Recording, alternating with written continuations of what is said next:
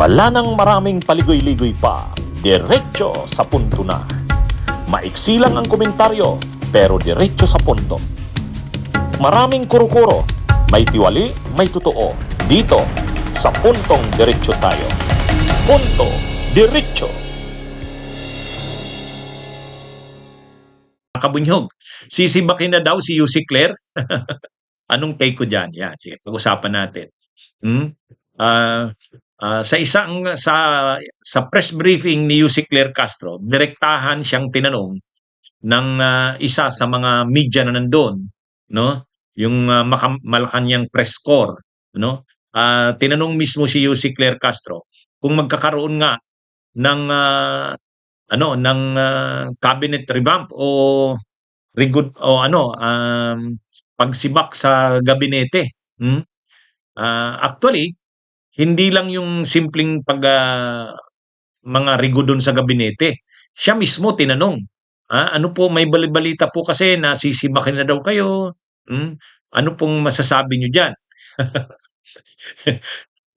Medyo siyempre hindi maganda ang dating kay Yussi Claire Castro noon. Pero hindi naman siya ng bastos. Ang sagot ni Yussi Claire Castro, ako. Sabi niya, nagsiserve daw siya sa pleasure ng president. Kaya kung aalisin daw siya, papalitan, wala naman daw problema. Pero ang alam niya daw, wala naman.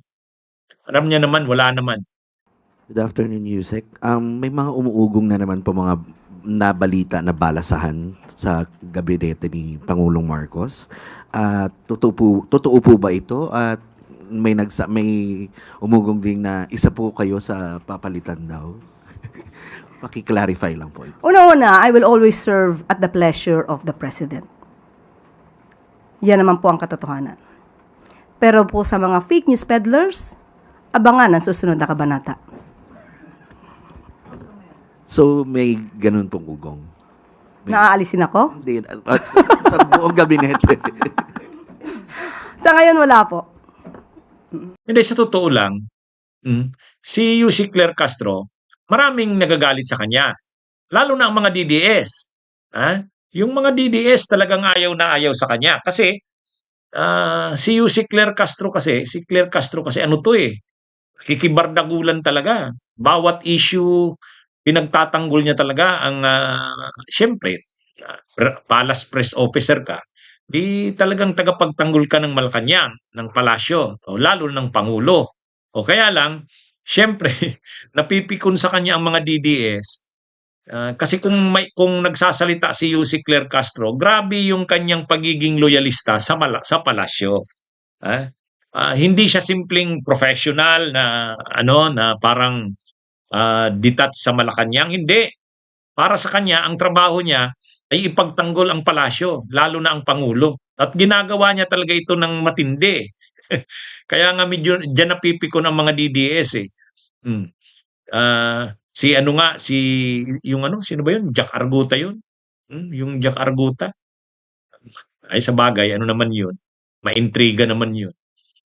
Sabi niya, si Claire Castro, kapag nagtatanggol ng Pangulo, parang asawa niya ang pinagtatanggol Tawa ako dun. Pero hindi, siyempre, trabaho niya yan bilang palace press officer. Ipagtanggol talaga ang palasyo, ipagtanggol. Lalo pa kasi ang Pangulo ay hindi masalita Hindi tulad ni Duterte, si Duterte mismo pinagtatanggol niya ang sarili. Ay itong si PBBM hindi bihira magsalita.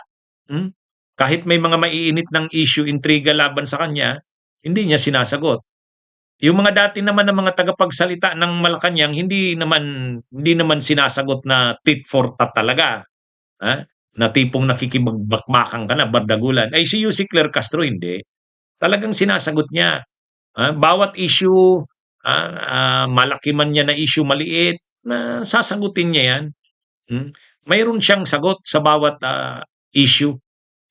Kaya yun ang pagkakaiba ni Yussi Claire Castro. Diyan napipikon ang mga DDS sa kanya. Kasi nakaka-counter sila nakaka-counter sila. Mayroon namang mga DDS na nagsasabi hindi na dapat trabaho yan ng palace press officer. Dapat professional ang palace press officer. Iba naman ang style ni Yussi Claire Castro Hmm, iba naman ang style niya. Kaysa sa mga nauna, kila Cesar Chavez, iba naman. Kaya lang dahil nga ano, talagang nakikibardagulan siya, nakikipagbakbakan siya, napipikon sa kanya ang mga DDS. Kaya siya ang paboritong anuhin, i-bash, tirahin. Pero nasasanay na naman diyan si Yussi Claire Castro, eh. Pero yung balita na sisibakin, mukhang hindi naman kasi ginagawa niya naman yung trabaho niya at saka talagang kung papalitan pa si Yussi Claire Castro, sinong ipapalit na posibleng magawa yung kanyang ginagawa? Iba rin yung trabaho niya. Iba rin yung ginagawa niya. Si Yussi Claire Castro kasi, ano siya, nasa media siya kasi matagal na siyang may programa sa ano eh, sa radyo. Tapos ano siya, vlogger o di social media yan. Abogada siya. O, kaya kumbaga medyo kumpleto siya, kumpleto Ricardos itong si Yussi Claire Castro. Kaya lang ang inaanuhan sa kanya, medyo mataray daw, mapipikunin. Ay, talaga namang mai-stress ka naman sa trabahong ganyan. Nakaka-stress naman siyempre yung trabahong ganyan. Kaya siyempre, siya yung sumasalag ng lahat ng mga issue. Laban sa palasyo, laban sa Pangulo. Kaya mabigat din ang responsibilidad niya. Kaya pag medyo may mga alanganin ng tanong, medyo na ano talaga siya, medyo napipikon. Pero ano yan eh, ah, ano naman siya, magalang naman, hindi naman ang babastos. Medyo na ano lang, napipikon kapag paulit-ulit na ang tanong, na grabe na ang kanyang kadidepensa. O tulad ngayon, itong issue ng, ano ba si Saldico, nahuli o naaresto? O, dapat bang mag-apologize ang Pangulo dahil nagkalat siya ng fake news? Yun, mahabang paliwanag na ang binigay ni Yussi Claire Castro. Hindi pa rin kumbinsido yung ilan. Ay, siyempre, ah, ang mga DDS kinakalat yan na intriga eh. Nagkalat daw ng fake news si PBBM. Hindi naman. Anyway, so sinagot na ni Yussi Claire Castro yung issue kung siya nga ba'y sisibakin. Sabi niya, hindi. Wala siyang alam na sisibakan siya. Ha? Pero sabi niya naman, nagsiserve siya sa pleasure ng president. Kung tatanggalin siya, wala namang problem. Pero tingin nga natin, hindi. Kasi effective naman siya eh. Saka mahirap din yung ginagawa ni Yussi Claire Castro. Saan? Papalitan siya? Sinong ipapalit? Hmm? Saka effective naman siya sa sumasakit ang ulo, nai-stress ang mga DDS sa kanya, effective siya. Kung hindi tinatamaan ng mga DDS, hindi nagre-react ang kampo ng Duterte, hindi siya effective. 'Di ba? Oh, ganun lang 'yun eh. Bunyog, bunyog, halikan na kasama ka.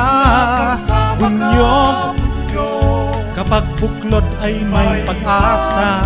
Luzon, Visayas, Mindanao, isa ang pananaw. Sa bagong Pilipinas ang bunyog isisigaw. Bunyog,